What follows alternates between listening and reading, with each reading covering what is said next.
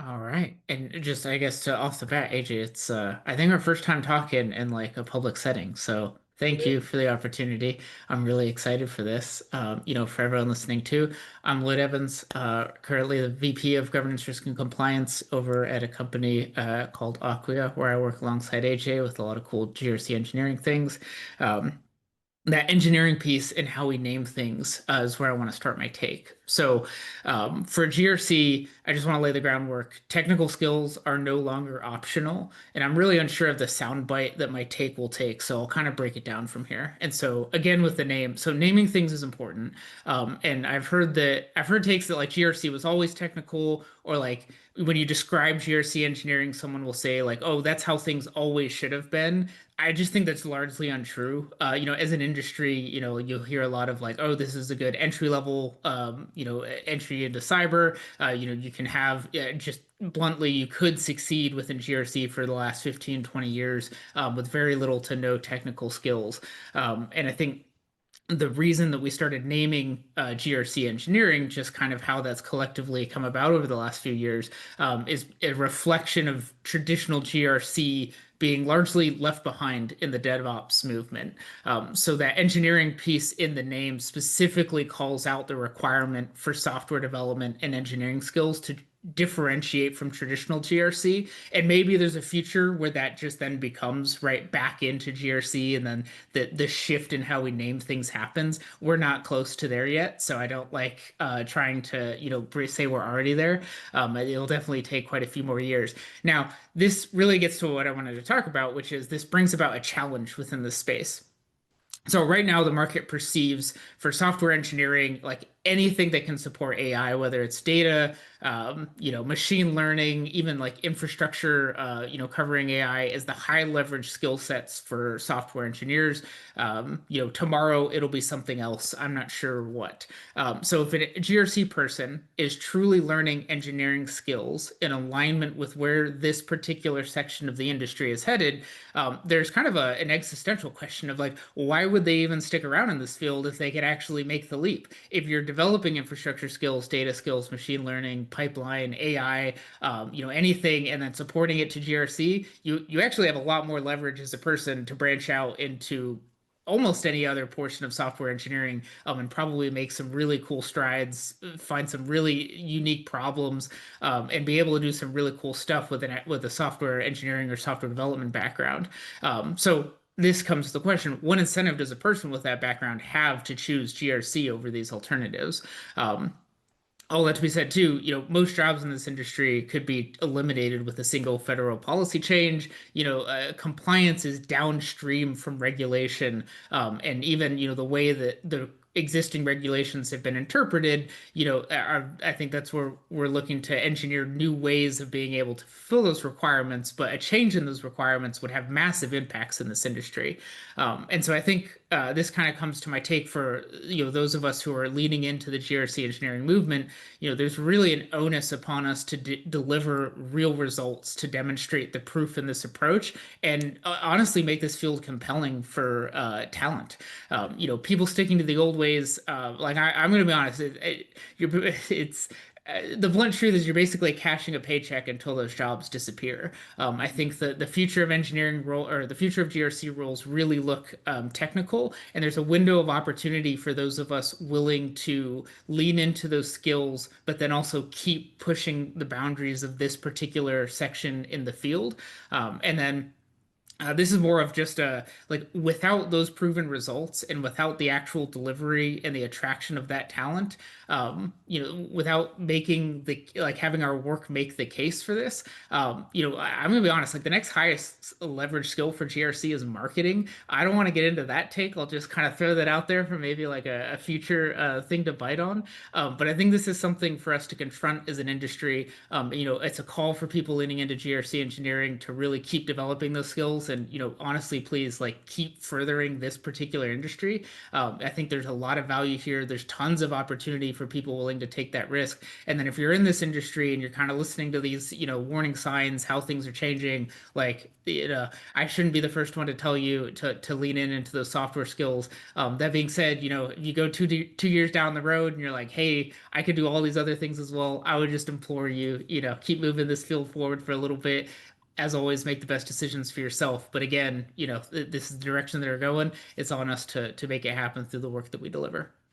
100%. Yeah, I so many things that threads I want to pull on there. There's a couple. One, I think historically, for some reason, and like obviously you and I are GRC nerds, we love this stuff, but like GRC has been seen as this like boring field, and I just like never understood that, but I get it. Like, but now I'm hoping with GRC engineering, people see that this could be an exciting field. It could be a lot of fun. You could do some really creative and technical things.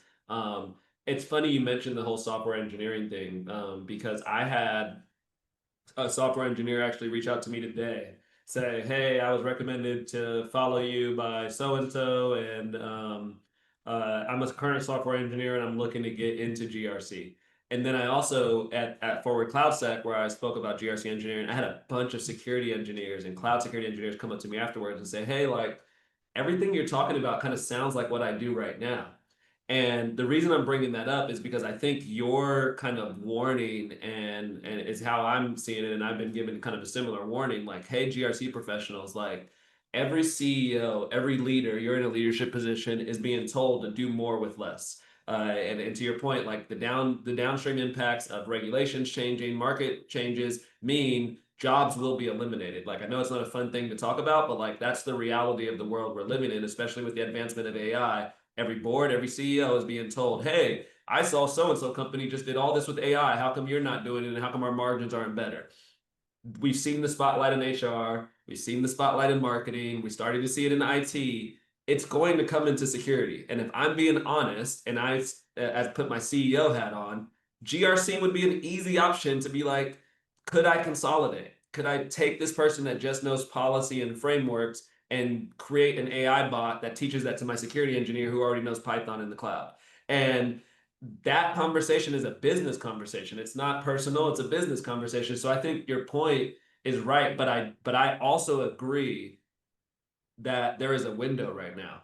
It's why like I'm so excited about what we're doing here at Acquia and like a lot of the things that we're trying to do and thinking about doing in the future as well, because I think there's an opportunity to truly shape GRC engineering, shape what that means, and to your point, deliver on the value of the job title to where it, and some of this is going to sound dramatic, but save the profession. Because if I think without this, if we remain regular GRC folks and the technical is like a nice to have, I think to your point, it goes away. Like, because why would I need someone who can only do what I know AI is not great at a lot of things, but what it can do is read and spit out what it read.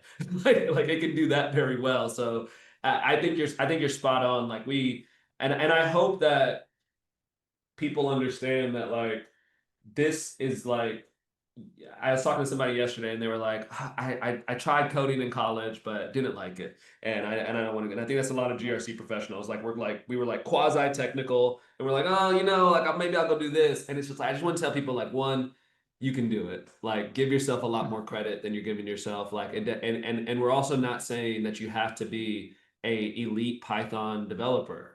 You don't have to be the greatest Python programmer out there. Like you just need to be able to understand the technology, interact with it, and think through solutions. Because if you start having the technical conversations, people will talk back to you and they'll help you. And generally, most people are going to want to write their own code anyways. So they're just going to say like, great idea. I'm going to go write the script and I'll tell you if it works. Like, so I think it's just like we have to lose that fear, but also feel the pressure and that sense of urgency, like you're saying, to go after it.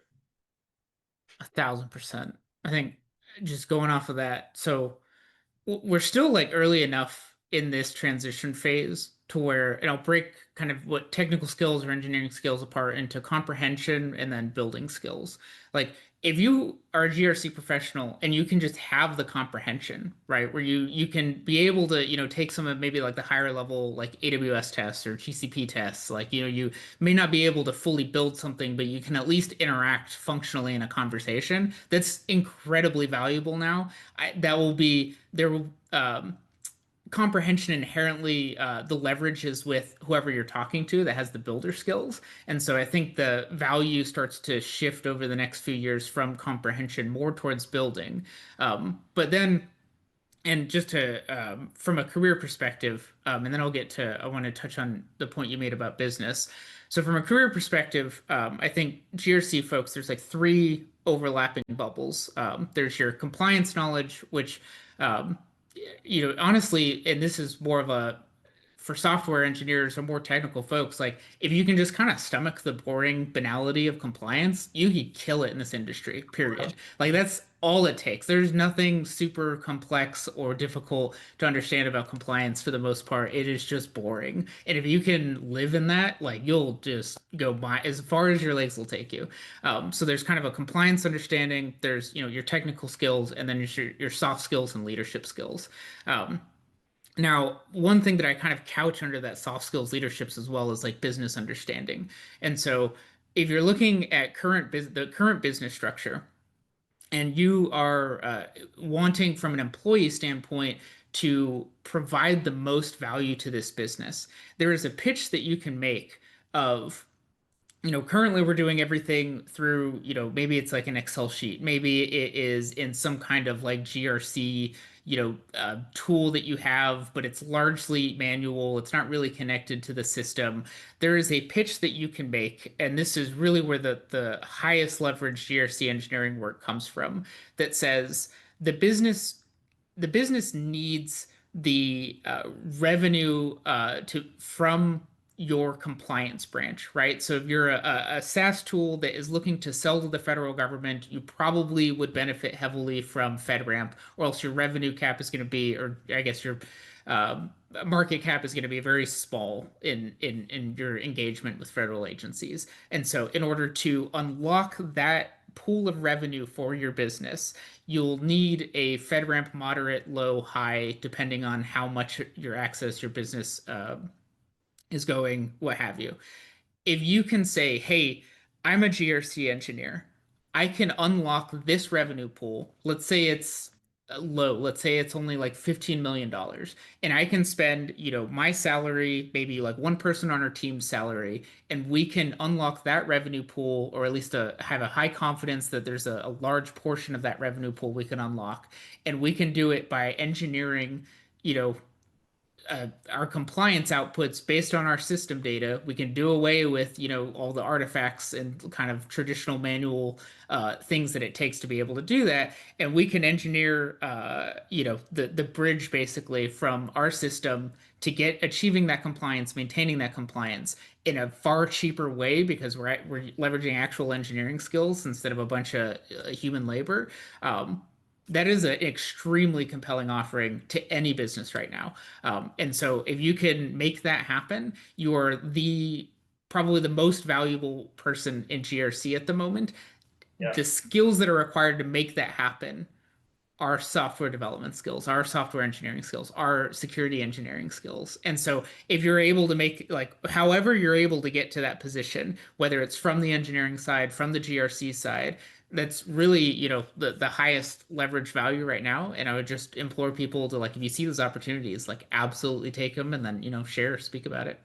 Yeah, yeah, and I think one other aspect there that is huge that people don't think about is the cost of humans in these activities, and again, putting my founder hat on, like software engineers are super expensive. Like they're not cheap cheap at all. Like they get paid very well. So an hour of their time is super expensive as well to the organization. And then you add in context switching. Like you could put together a strong business case with just like five controls of the potential money that's being saved. And to your point, Lloyd, like I think that helps you kind of control your own trajectory because now you're a value adder to the organization and they're just going to try to get out of your way to see how much value you can continue to bring. But it requires technical skills. Like it's to going back to your point, it's like not optional. This is I know some people are going to hear that and be like, oh man, but don't like I just want to implore people like don't worry, like it's okay, you can learn it if you just put the work in. Like